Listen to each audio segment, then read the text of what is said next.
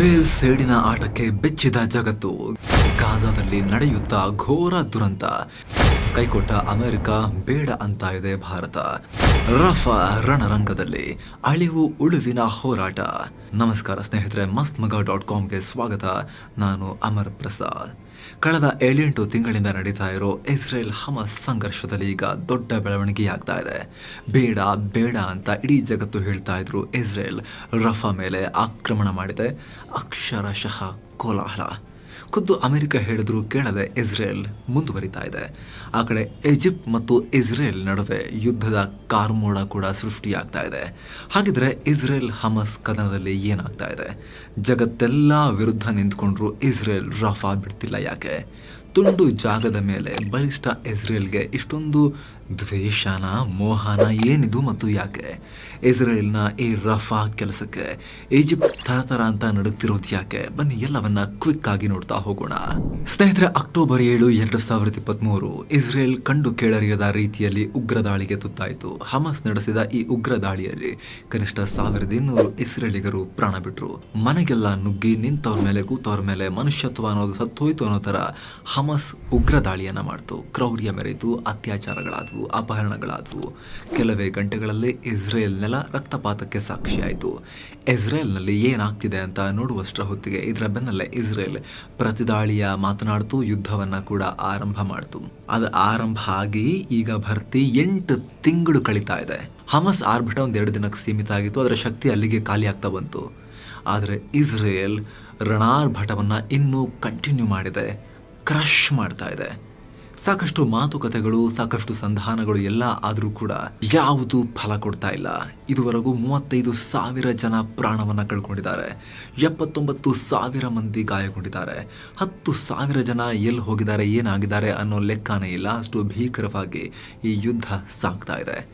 ಆದರೆ ಈ ಭೀಕರತೆಗೆ ಇನ್ನೂ ಭೀಕರ ಅನ್ನೋ ಹಾಗೆ ಇಸ್ರೇಲ್ ಈಗ ರಫಾ ಮೇಲೆ ಮುಗಿಬಿದ್ದಿದ್ದು ಜಗತ್ತು ಆತಂಕದ ಕಣ್ಣುಗಳಿಂದ ನೋಡ್ತಾ ಇದೆ. ಸ್ನೇಹಿತರೆ, ಅಲ್ಲಿ ಏನಾಗ್ತಿದೆ ಅಂತ ನೋಡೋಕ್ಕೂ ಮೊದಲು ನಾವು ರಫಾ ಅಂದ್ರೇನು ಮತ್ತು ಅದರ ಮೇಲೆ ಇಸ್ರೇಲ್ಗೆ ಅಷ್ಟು ಕೋಪ ಯಾಕೆ ಅನ್ನೋದನ್ನ ಕ್ವಿಕ್ ಆಗಿ ಹೇಳ್ಬಿಡ್ತೀವಿ. ರಫಾ ಅಂದ್ರೆ ಈಗ ನೀವು ಮ್ಯಾಪ್ನಲ್ಲಿ ನೋಡ್ತಾ ಇರ್ಬೋದು, ಇಲ್ಲಿ ಬರುತ್ತೆ. ಗಾಜಾ ಸ್ಟ್ರಿಪ್ನ ದಕ್ಷಿಣಕ್ಕಿರೋ ಈ ಭೂಭಾಗ ಸುಮಾರು 64 ಸ್ಕ್ವೇರ್ ಕಿಲೋಮೀಟರ್ ಜಾಗವನ್ನು ಹೊಂದಿದೆ. ಅಂದರೆ ನಮ್ಮ ಮಂಗಳೂರು ಸಿಟಿಗಿಂತ 3 ಪಟ್ಟು ಚಿಕ್ಕ ಭೂಭಾಗ. ಆದರೆ ಸ್ಟ್ರಾಟಜಿಕಲಿ ಆಯಕಟ್ಟಿನ ಜಾಗದಲ್ಲಿದೆ. ಒಂದ್ ಕಡೆ ಈಜಿಪ್ಟ್ನ ಸಿನಾಯ್ ಪ್ರದೇಶವನ್ನ, ಇನ್ನೊಂದ್ ಕಡೆ ಇಸ್ರೇಲನ್ನ ಗಡಿಯಾಗಿ ಹೊಂದಿದೆ. ಗಾಜಾ ಪಟ್ಟಿಯಲ್ಲಿ ಅತ್ಯಂತ ಜನಭರಿತ ಮತ್ತು ಇಂಪಾರ್ಟೆಂಟ್ ಭೂಭಾಗಗಳಲ್ಲಿ ಇದು ಕೂಡ ಒಂದು. ಸೊ ಇದರ ಮೇಲೆ ಈಗ ಇಸ್ರೇಲ್ ಮುಗಿ ಬೀಳ್ತಾ ಇದೆ. ಜಗತ್ತಿನ ಪ್ರಮುಖ ದೇಶಗಳು ಇದನ್ನ ಖಂಡಿಸಿವೆ. ಕಾರಣ ಏನು? ಸ್ನೇಹಿತರೆ, ಅಕ್ಟೋಬರ್ 7 ಬಳಿಕ, ಅಂದರೆ ಇಸ್ರೇಲ್ ಪ್ರತಿದಾಳಿಯನ್ನು ಶುರು ಮಾಡಿದ ಬಳಿಕ ಗಾಜಾ ಜನರೆಲ್ಲ ಇಲ್ಲಿಗೆ ಬಂದು ಸೆಟಲ್ ಆಗಿದ್ದಾರೆ. ಒಂದಲ್ಲ ಎರಡಲ್ಲ, ಈ ಅಂಗೈ ಅಗಲದ ಭೂಮಿಯಲ್ಲಿ ಸುಮಾರು 15 ಲಕ್ಷ ಜನ ಆಶ್ರಯ ಪಡೆದಿದ್ದಾರೆ. ನಿಮಗೆ ಗೊತ್ತಿರ್ಬೋದು, ಇಸ್ರೇಲ್ ಉತ್ತರ ಗಾಜಾದಿಂದ ದಕ್ಷಿಣ ಗಾಜಾ ಕಡೆಗೆ ಕಳೆದ 8 ತಿಂಗಳಿಂದ ಜನರನ್ನು ಸ್ಥಳಾಂತರ ಮಾಡ್ತಿದೆ. ಅವರೆಲ್ಲ ಇದೇ ರಫಾದಲ್ಲಿ, ರಸ್ತೆಗಳಲ್ಲಿ, ಟೆಂಟ್ಗಳಲ್ಲಿ, ಕೊಳಗೇರಿಗಳಲ್ಲಿ ವಾಸ ಮಾಡ್ತಿದ್ದಾರೆ. ಒಂದು ರೀತಿ ಕಿಕ್ಕಿರಿದು ತುಂಬೋದು ಅಂತಾರಲ್ಲ, ಅಂತಹ ಪರಿಸ್ಥಿತಿ ಇದೆ. ಸೊ ಅಲ್ಲಿಗೆ ಸೇನೆ ನುಗ್ಸಿದ್ರೆ ಅಲ್ಲಿ ದೊಡ್ಡ ಮಾರಣ ಹೋಮ ಆಗುತ್ತೆ.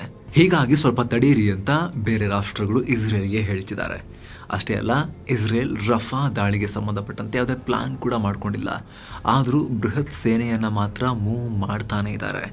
ಇಸ್ರೇಲ್ ದಾಳಿಯಿಂದ ಸೃಷ್ಟಿಯಾಗೋ ಮಾನವೀಯ ಬಿಕ್ಕಟ್ಟನ್ನು ಊಹಿಸೋಕ್ಕಾಗಲ್ಲ. ಈಗ ಆಲ್ರೆಡಿ ಲಕ್ಷಾಂತರ ಜನ ಮನೆ ಕಳ್ಕೊಂಡು ಚಳಿ, ಮಳೆ, ಗಾಳಿ ಅಂತೆ ಜೀವ ಬಿಡ್ತಿದ್ದಾರೆ. ಸ್ವಚ್ಛತೆ ಇಲ್ಲ, ನೈರ್ಮಲ್ಯ ಇಲ್ಲ, ಆಹಾರ ಇಲ್ಲ, ವೈದ್ಯಕೀಯ ಸೇವೆಗಳಿಲ್ಲ, ಏನೂ ಇಲ್ಲ.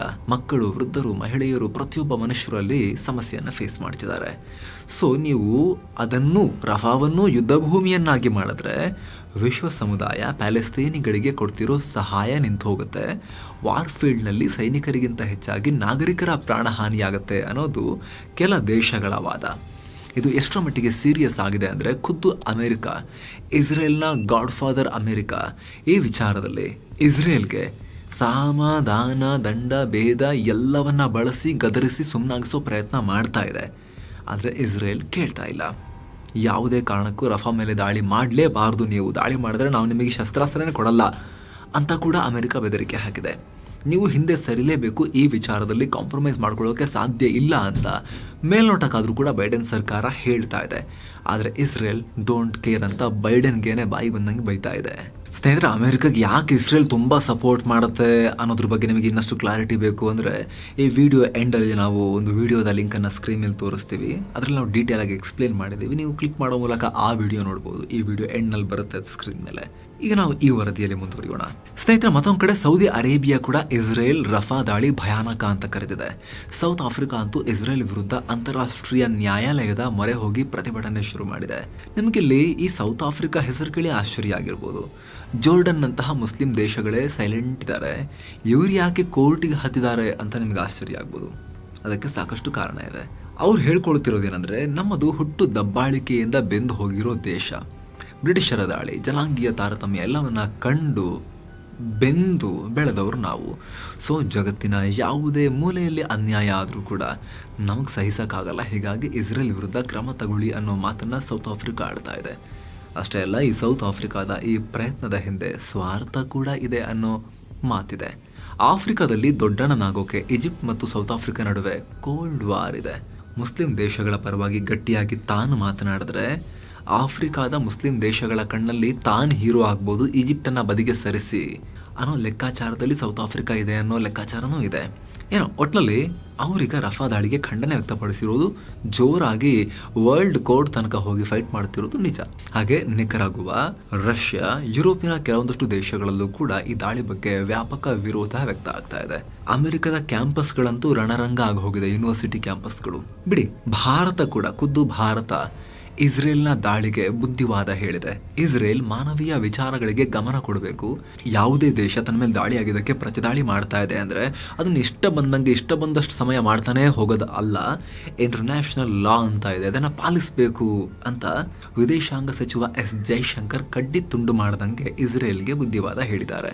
ವಿಶ್ವಸಂಸ್ಥೆ ಕೂಡ ಇಸ್ರೇಲ್ಗೆ ಮನವಿ ಮಾಡ್ತಾ ಇದೆ, ಬೆದರಿಕೆಯನ್ನು ಹಾಕ್ತಾ ಇದೆ, ಅಂಗಲಾಚ್ತಾ ಇದೆ. ಇದರಲ್ಲಿ ಎರಡು ಸೀರಿಯಸ್. ಏನು ಮನವಿ ಮಾಡ್ತಿರೋದು, ಅಂಗಲಾಚ್ತಿರೋದು ಸೀರಿಯಸ್. ಬೆದರಿಕೆ ವೇಸ್ಟ್. ವಿಶ್ವಸಂಸ್ಥೆ ಬೆದರಿಕೆಗೆ ಕವಡೆ ಕಾಸಿನ ಕಿಮ್ಮತ್ತನ್ನು ಕೊಡೋ ದೇಶ ಇಸ್ರೇಲ್ ಅಲ್ಲ. ವಿಶ್ವಸಂಸ್ಥೆ ಕೈಲಿ ಏನು ಮಾಡಕ್ ಆಗೋದು ಇಲ್ಲ. ಉಗುರಲ್ಲೇ ಹೋರಾಡ್ತೀವಿ ಅಂತಿದೆ ಇಸ್ರೇಲ್. ಜಗತ್ತಿನ ಬಹುತೇಕ ದೇಶಗಳು ರಫಾ ದಾಳಿಗೆ ವಿರೋಧ ವ್ಯಕ್ತಪಡಿಸ್ತಾ ಇದ್ರೆ ಇಸ್ರೇಲ್ ಅರ್ಧ ಡಿಗ್ರಿಯಷ್ಟು ಬೆಂಡಾಗಿಲ್ಲ. ನಮಗೆ ಯಾರು ನೆರವು ಬೇಡ, ಹೆದರಿಸ್ತೀರಾ, ಶಸ್ತ್ರಾಸ್ತ್ರ ಕೊಡಲ್ಲ ಅಂತ ಬೇಕಾಗಿಲ್ಲ. ಇಸ್ರೇಲ್ ಏಕಾಂಗಿಯಾಗಿ ಫೇಸ್ ಮಾಡುತ್ತೆ. ಆಯುಧ ಕೊಡಿ ಬಿಡಿ, ನಾವು ನಿಲ್ಲಿಸಲ್ಲ. ಆಯುಧ ಇರೋ ತನಕನೂ ಹೋರಾಡ್ತೀವಿ, ಇಲ್ವಾ ಉಗುರಲ್ಲಾದರೂ ಹೋರಾಡ್ತೀವಿ. ಸದ್ಯಕ್ಕೆ ನಮಗೆ ಆ ಪರಿಸ್ಥಿತಿ ಇಲ್ಲ, ನಾವು ಶಕ್ತಿವಂತರಾಗಿದ್ದೀವಿ. ರಫಾದಿಂದ ಹಿಂದೆ ಸರಿತೀವಿ ಅನ್ನೋದನ್ನು ನಮ್ಮಿಂದ ನಿರೀಕ್ಷೆ ಮಾಡಬೇಡಿ ಅಂತ ಇಸ್ರೇಲ್ ಪ್ರಧಾನಿ ಬೆಂಜಮಿನ್ ನೆತನ್ಯಾಹು ಅಬ್ಬರಿಸ್ತಾ ಇದ್ದಾರೆ. ಅಷ್ಟೇ ಅಲ್ಲ, ಹಿಂದಿನ ಘಟನೆಗಳನ್ನು ನೆನಪು ಮಾಡಿ 2ನೇ ಮಹಾಯುದ್ಧದ ಟೈಮ್ನಲ್ಲಿ ಯಾರೂ ಕೂಡ ನಮ್ಮನ್ನು ಕಾಪಾಡಲಿಲ್ಲ. ನಾಸಿಗಳು ನಮ್ಮ 60 ಲಕ್ಷ ಯಹೂದಿಗಳನ್ನು ಹತ್ಯೆ ಮಾಡಿದ್ರು. ಈ ಜಗತ್ತಿನ ಎಲ್ಲ ನಾಯಕರಿಗೂ ಒಂದು ಹೇಳೋಕೆ ಬಯಸ್ತೀವಿ, ನಮ್ಮ ಮೇಲೆ ಒತ್ತಡ ಹಾಕಿದ್ರೆ ಅದರಿಂದ ಯಾವುದೇ ಪ್ರಯೋಜನ ಇಲ್ಲ. ಯಾವುದೇ ಇಂಟರ್ನ್ಯಾಷನಲ್ ಕಮ್ಯುನಿಟಿ ಕೂಡ ಇಸ್ರೇಲ್ ತನ್ನನ್ನು ತಾನು ರಕ್ಷಣೆ ಮಾಡಿಕೊಳ್ಳೋ ಕೆಲಸದಿಂದ ಅವ್ರನ್ನ ತಡೆಯಕ್ಕೆ ಸಾಧ್ಯ ಇಲ್ಲ ಅಂತ ಹೇಳಿದ್ದಾರೆ. ಈ ಮೂಲಕ ರಫಾ ಕದನ ವಿರಾಮ ದೂರದ ಮಾತು ಅನ್ನೋ ಥರ ಇಸ್ರೇಲ್ ಹೇಳ್ತಾ ಇದೆ. ಹಾಗಿದ್ರೆ ಇಸ್ರೇಲ್ನ ಈ ಹಠಕ್ಕೆ ಕಾರಣ ಏನು? ಇದಕ್ಕೆ ಇಸ್ರೇಲ್ ಹೇಳೋದೇ ಬೇರೆ. ಗಾಜಾದ ಉತ್ತರ ಭಾಗದಿಂದ ನಾಗರಿಕರ ಸಮೇತ ಹಮಸ್ಗಳು ಕೂಡ ತಪ್ಪಿಸ್ಕೊಂಡ್ಬಂದಿದ್ದಾರೆ. ಇಲ್ಲಿ ಆಶ್ರಯ ಪಡೆದಿದ್ದಾರೆ. ರಫಾದಲ್ಲಿ ನೀವು ಹೇಳೋ ಥರ ಹೆಚ್ಚಿನ ಜನ ಇರ್ಬೋದು, ಆದರೆ ಹಮಸ್ ಉಗ್ರರು ಕೂಡ ದೊಡ್ಡ ಮಟ್ಟದಲ್ಲೇ ಇದ್ದಾರೆ. ಹಮಸ್ನ 4 ಬೆಟಾಲಿಯನ್ ರಫಾದಲ್ಲಿ ಆಪರೇಟ್ ಆಗ್ತಾ ಇದೆ. ಇಸ್ರೇಲಿ ಒತ್ತೆಯಾಳುಗಳನ್ನು ಕೂಡ ಇಲ್ಲೇ ಇಟ್ಕೊಂಡಿದ್ದಾರೆ. ಸೊ ಇವ್ರನ್ನ ಹೀಗೆ ಬಿಟ್ರೆ ನಾಳೆ ಇಲ್ಲಿಂದಲೂ ಇವ್ರ ನಮ್ಮ ಮೇಲೆ ದಾಳಿ ಮಾಡಬಹುದು. ಮೊದಲೇ ಇದು ಈಜಿಪ್ಟ್ಗೆ ಹತ್ತಿರದಲ್ಲಿರೋ ಜಾಗ. ಸೊ ಆ ಮಾರ್ಗದಲ್ಲಿ ಹಣ, ಆಯುಧವನ್ನು ಸ್ಮಗ್ಲಿಂಗ್ ಮಾಡೋಕ್ಕೆ ಇನ್ನಷ್ಟು ಪ್ರಯತ್ನ ಪಡ್ತಾರೆ. ಈಗ 20-30 ವರ್ಷಗಳಿಂದ ಅನುಭವಿಸಿದ ಸಾಕು. ಹಮಸ್ಗಳನ್ನು ಸರ್ವನಾಶ ಮಾಡದೆ ನಮಗೆ ಬೇರೆ ದಾರಿನೇ ಇಲ್ಲ. ಇದು ನಮ್ಮ ಅಳಿವು ಉಳಿವಿನ ಪ್ರಶ್ನೆ ಅಂತ ಇಸ್ರೇಲ್ ಹೇಳ್ತಾ ಇದೆ. ಆದರೆ ಬಹುತೇಕ ದೇಶಗಳು ಇದನ್ನು ಒಪ್ತಾ ಇಲ್ಲ. ಈಜಿಪ್ಟ್ ಅಂತೂ ಇಸ್ರೇಲ್ ಇದನ್ನು ನಮ್ಮ ವಿರುದ್ಧ ಬಳಸ್ತಾ ಇದೆ ಅಂತ ಆರೋಪ ಮಾಡ್ತಾ ಇದೆ. ಅರೆ, ರಫಾ ಮೇಲೆ ಇಸ್ರೇಲ್ ದಾಳಿ ಮಾಡೋದಕ್ಕೂ ಈಜಿಪ್ಟ್ ಇದು ನಮ್ಮ ಮೇಲಿನ ಷಡ್ಯಂತ್ರ ಅನ್ನೋಕ್ಕೂ ಲಾಜಿಕೇ ಇಲ್ವಲ್ಲ ಅಂತ ಅಂದ್ಕೊಳ್ತಿರಬಹುದು. ಆದರೆ ಎಕ್ಸ್ಪ್ಲೇನ್ ಮಾಡ್ತೀವಿ.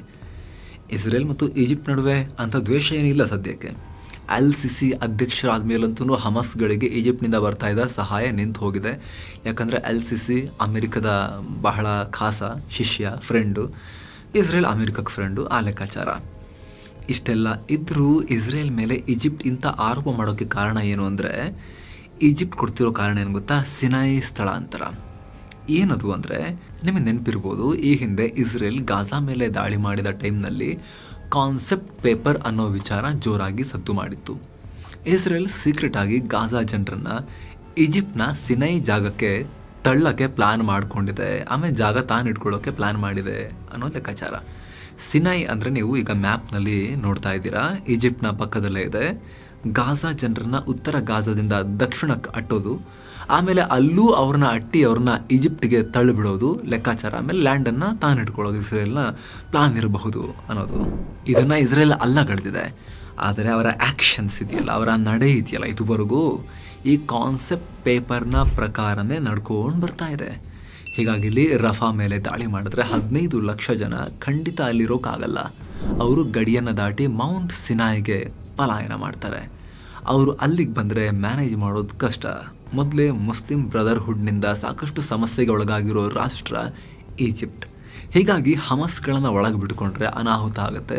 ಜನರನ್ನು ಇಸ್ರೇಲ್ ವಾಪಸ್ ಆಮೇಲೆ ಕರೆಸ್ಕೊಳ್ಳಲ್ಲ. ಲ್ಯಾಂಡ್ ಅವ್ರು ಇಟ್ಕೊಂಡು ಪ್ಯಾಲೆಸ್ತೇನಿಗಳನ್ನು ನಮ್ಮಲ್ಲಿ ಹಾಕಿ ನಮಗೆ ಬುಡಕ್ಕೆ ತಂದಿಡ್ತಾರೆ ಅನ್ನೋದು ಈಜಿಪ್ಟ್ನ ಭಯ. ಹೀಗಾಗಿ ಇಸ್ರೇಲ್ ಯಾವುದೇ ಕಾರಣಕ್ಕೂ ರಫಾ ಮೇಲೆ ದಾಳಿ ಮಾಡಬಾರ್ದು ನೋಡಿ ಅಂತ ಈಜಿಪ್ಟ್ ಒತ್ತಾಯ ಮಾಡ್ತಿದೆ. ಅಷ್ಟೇ ಅಲ್ಲ, ಒಂದು ವೇಳೆ ರಫಾ ಜನರನ್ನು ಬಲವಂತವಾಗಿ ಈಜಿಪ್ಟಿಗೆ ಅಟ್ಟಿದ್ದೇ ಆದರೆ ಇಸ್ರೇಲ್ ಜೊತೆ ನಾವು ಸಂಘರ್ಷವನ್ನು ಮಾಡಬೇಕಾಗತ್ತೆ ಅಂತ ಈಜಿಪ್ಟ್ ಓಪನ್ ಬೆದರಿಕೆ ಹಾಕಿದೆ. ಇದಕ್ಕೆ ಸಂಬಂಧಪಟ್ಟಂತೆ ಈಗ ಆಲ್ರೆಡಿ 40 ಯುದ್ಧ ಟ್ಯಾಂಕ್ಗಳನ್ನು ರಫಾ ಮತ್ತು ಈಜಿಪ್ಟ್ ಗಡಿಯಲ್ಲಿ ಈಜಿಪ್ಟ್ ನಿಯೋಜನೆ ಮಾಡಿದೆ. ಜಗತ್ತಿನ ಕಣ್ಣು ಈಗ ರಫಾ ಕಡೆ ನೆಟ್ಟಿದೆ.